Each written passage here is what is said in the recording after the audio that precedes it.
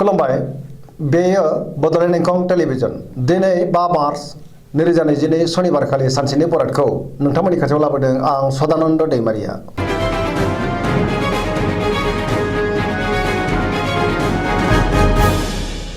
सिगां फरायनो लादों मेष राशि गिबि हांखो अ ल। दिनैनि साना जोबोर मोजां, जेरावबो देरहासार जानो हागोन। गोसोखौ दिनै जोबोर गोजोननाय मोनगोन। गोग्गो आरो गाहाम थासारि मोननो हागोन। मावनो लानाय खामानिखौ थि समावनो मावफुंनो हागोन। गोसोखौ दिनै जोबोर गोजोननाय मोनगोन। देहाया मोजाङैनो थागोन। बहानिफ्रायबा मोजां खौरां फैनो हागौ। रांखावरियाव जोबोर मोजां होनजायो। गोबां धोन आरजिनो हागोन। गोबां मुलाम्फाबो मोनगोन। बेफार फालांगियाव मोजां, आयाबो बांगोन। सोरबा लोगोनि हेफाजाब मोनगोन। न'खराव दिनै बिसि-फिसायनि गेजेराव अनलायनाय फैगोन। बिमा-बिफानि अननाय आरो बोरखौ मोनगोन। बिदा-फंबायजों मोजां सोमोन्दो थागोन। बहाबा थांनांगौब्ला दिनै जोबोर मोजां आरो मोजाङैनो हान्थिनोबो हागोन। गुबुननि गोसोखौ गोरलैयैनो बोनो हागोन। गोसोनि बोलोआ बांगोन। समाजाव गोबां मान मोनगोन। लाइमोनफोरा मोजां खौरां मोननो हागोन। गोसोआव दिनै पजिटिभ साननाय फैगोन। लाइमोनफोरा जोबोर रमान्टिकबो जागोन आरो गावबा गावनि गोसोनि साननायखौ फोरमायलायनोबो हागोन।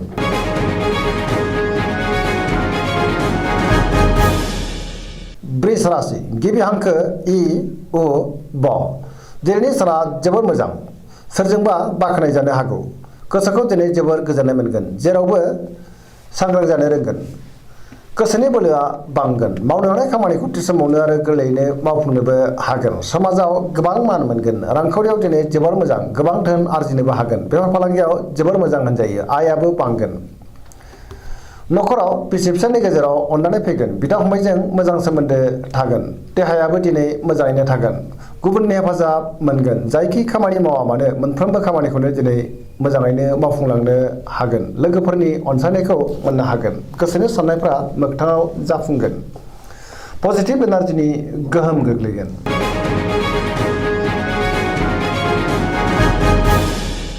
मिथुन राशि गिबि हांखो क स। दिनैनि साना जोबोर मोजां, गोबां बिथिङाव जाफुंसार जानो हागोन। गुबुननि गोसोखौ गोरलैयैनो बोनो हागोन। गुबुनजों मोजां मोनजागोन आरो अनजागोन। गोसोखौ जोबोर गोजोननाय मोनगोन। गोसोआ दिनै जोबोर खुसि जागोन आरो रमान्टिक जागोन। देहाया मोजाङैनो थागोन। रांखावरियाव दिनै जोबोर मोजां, गोबां धोन आरजिनोबो हागोन आरो बेफार फालांगियावबो जोबोर मोजां मुलाम्फा मोनगोन। आयाबो बांगोन। न'खराव दिनै बिसि-फिसायनि गेजेराव अनलायनाय फैगोन। समाजाव गोबां मान मोनगोन। गोसोनि बोलोआ बांगोन। मावनो लानाय खामानिखौ थि समावनो आरो गोरलैयैनो मावफुंनोबो हागोन। सोरबा लोगोनि हेफाजाब मोननो हागोन। बहानिफ्रायबा मोजां खौरां फैगोन। गुबुनजों मोजां सोमोन्दो लाखिनो रोंगोन। लाइमोनफोरनि गोसोआ दिनै जोबोर रमान्टिक जागोन आरो गावबा गावनि गोसोनि साननायखौ फोरमायलायनोबो हागोन।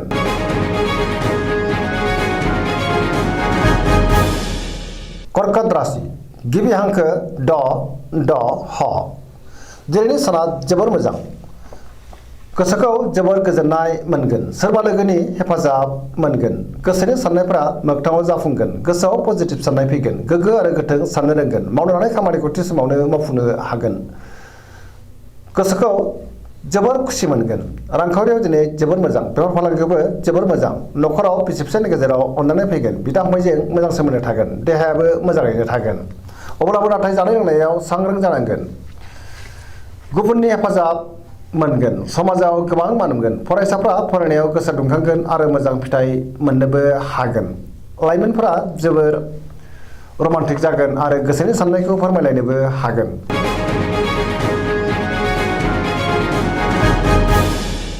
सिंह राशि गिबि हांखो म ट। दिनैनि साना जोबोर मोजां, जेरावबो गोजोनै थानो हागोन। समाजाव मान मोनगोन। बयजोंबो अनजागोन आरो अनसायजागोन। गोसोआव गोग्गो आरो गोथों साननाय फैगोन। मावनो लानाय खामानिखौ थि समावनो आरो गोरलैयैनो मावफुंनोबो हागोन। सोरबा लोगोनिफ्राय थोजासे हेफाजाब मोनगोन। बहाबा दावबायहैनो खाबु मोननो हागौ। रांखावरियाव दिनै जोबोर मोजां, नाथाय अब्लाबो खरसायाबो बांगोन। सांग्रां जानांगोन। मोननो गोनां धोनखौ दिनै मोननो हागोन। बेफार फालांगियाव जोबोर मोजां। गोसोनि साननाया मोगथाङाव जाफुंगोन। न'खराव दिनै अनलायनाय फैगोन। समाजाव बयजोंबो अनसायजागोन आरो मोजां मोनजागोन। गुबुननि गोसोखौ गोरलैयैनो बोनो हागोन। देहायाबो मोजाङैनो थागोन। गुबुननि थाखाय मोजां खामानि मावनानै होनोबो हागोन। गोसोआव पजिटिभ साननाय फैगोन। पजिटिभ एनार्जिनि गोहोमबो गोग्लैगोन।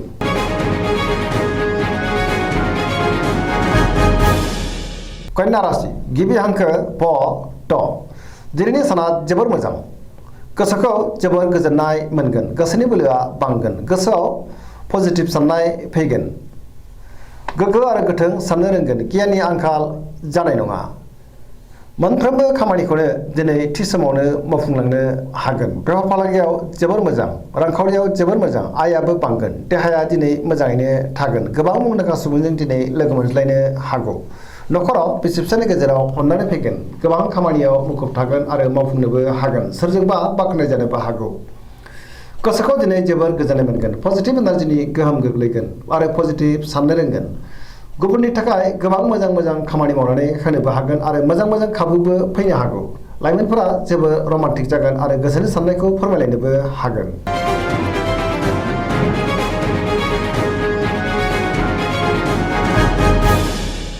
तुला राशि गिबि हांखो र ट दिनैनि साना जोबोर मोजां गोसोखौ दिनै जोबोर गोजोननाय मोनगोन गोसोनि बोलोआ बांगोन गोसोनि साननायखौ गुबुननो फोरमायनोबो हागोन मावनो लानाय खामानिखौ थि समावनो आरो गोरलैयैनो मावफुंनोबो हागोन सिगांनि बबेबा आद्रा खामानिखौबो दिनै मावफुंनो हागोन देहाया मोजाङैनो थागोन रांखावरियाव जोबोर मोजां होनजायो मोननो गोनां धोनखौ मोननो हागोन आरजिनाय धोनखौ दोनथुमनो हागोन नखराव बिसि फिसायनि गेजेराव अनलायनाय फैगोन समाजावबो गोबां मान मोननो हागोन बेफार फालांगियाव जोबोर मोजां गुबुननि गोसोखौ गोरलैयैनो बोनो हागोन जायखि खामानि मावानो मोनफ्रोमबो खामानियावनो दिनै जाफुंसारगोन लोगोफोरनि हेफाजाब मोननो हागोन गोदान थांखि लानो रोंगोन सेंग्रा सिख्लाफोरनि गोसोआ दिनै जोबोर रमान्टिक जागोन आरो गावबा गावनि गोसोनि साननायफोरखौबो फोरमायलायनोबो हागोन सरासनस्रायै दिनै साना जोबोर मोजां आरो मोजाङैनो बारग'लांगोन पजिटिभ एनार्जिनि गोहोमबो गोग्लैगोन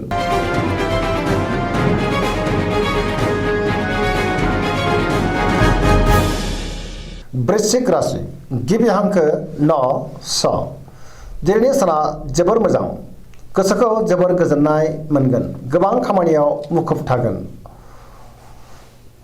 अब्लाबो नाथाय माबा नङा माबा मोनसे हेंथा फैनोबो हागौ सोरबा गोजाम लोगोजों बहाबा लोगो मोननानै गोसोखौ दिनै जोबोर गोजोननाय मोनगोन गोसोआव पजिटिभ साननाय फैगोन मावनो हानाय खामानिखौ थि समावनो मावफुंनोबो हागोन रांखावरियाव जोबोर मोजां गोबां धोन आरजिनोबो हागोन गोसोनि साननाया मोगथाङाव जाफुंगोन गोसोनि बोलोआबो बांगोन समाजाव मान मोनगोन नखराव दिनै बिसि फिसायनि गेजेराव अनलायनाय फैगोन बिदा फंबायजों मोजां सोमोन्दो थागोन गुबुननि थाखाय मोजां खामानि मावनानै होनोबो हागोन बहाबा दावबायहैनो खाबु मोननो हागौ आरो मोजाङैनो हान्थिनोबो हागोन देहाया दिनै मोजाङैनो थागोन गुबुननि हेफाजाब मोनगोन आरो गुबुनखौ हेफाजाबबो होनो हागोन फरायसाफोरा फरायनायाव गोसो दुंखांगोन आरो मोजां फिथाइ मोनगोन लाइमोनफोरा जोबोर रमान्टिक जागोन पजिटिभ एनार्जिनि गोहोमबो गोग्लैगोन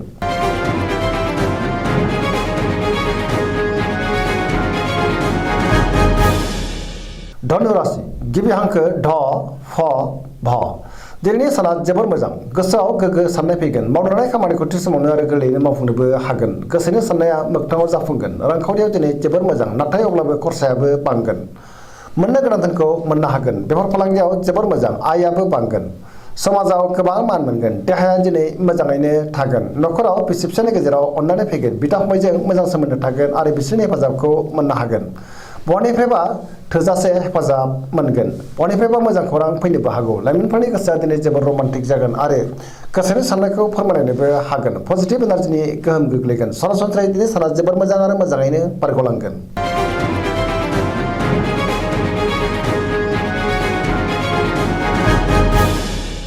मकर राशि गिबि हांखो ख ज दिनैनि साना मोजां आरो गाज्रिनि गेजेरजों बाबेनलांगोन अब्लाबो नाथाय गोसोनि बोलोआ बांगोन गोसोनि साननाया मोगथाङाव जाफुंगोन सिगांनि बबेबा आद्रा खामानिखौबो दिनै मावफुंनो हागोन रांखावरियाव जोबोर मोजां नाथाय अब्लाबो खरसायाबो बांगोन मोननो गोनां धोनखौ मोननो हागोन बेफार फालांगियाव जोबोर मोजां मुलाम्फा मोननो हागोन गुबुनजों मोजां सोमोन्दो लाखिनोबो रोंगोन गोब्राब खामानिखौ दिनै मावफुंनो हागोन गोदान खामानिखौ जागायजेननोबो हागोन देहाया नाथाय बारा मोजां थानाय नङा जानाय लोंनायाव सांग्रां जानांगोन गोबां रोखोमनि देहायारि जेंनाजों मोगा मोगि जानांनो हागौ नखराव बिसि फिसायनि गेजेराव अनलायनाय फैगोन सेंग्रा सिख्लाफ्रा गावबा गावनि गोसोनि साननायखौ फोरमायलायनो हागोन आरो गोसोआ दिनै जोबोर रमान्टिकबो जागोन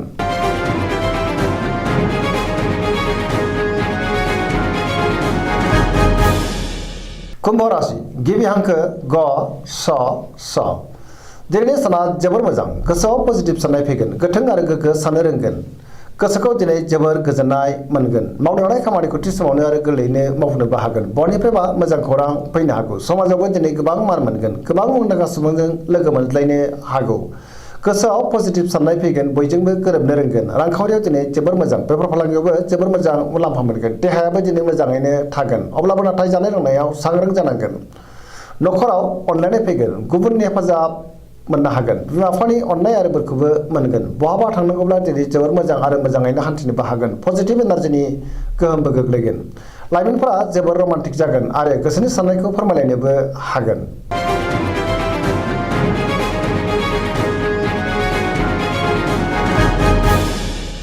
मीन राशि गिबि हांखो ड स।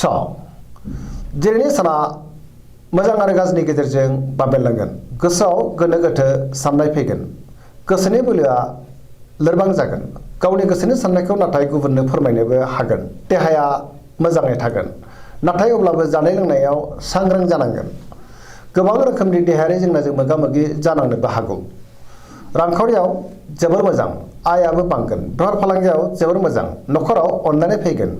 सोरबा लोगोनि हेफाजाब मोननो हागौ। सोरजोंबा रायखोमा जानोबो हागौ। सांग्रां जानांगोन। लाइमोनफोरनि गोसोआ दिनै जोबोर रमान्टिक जागोन आरो गोसोनि साननायखौ फोरमायलायनोबो हागोन।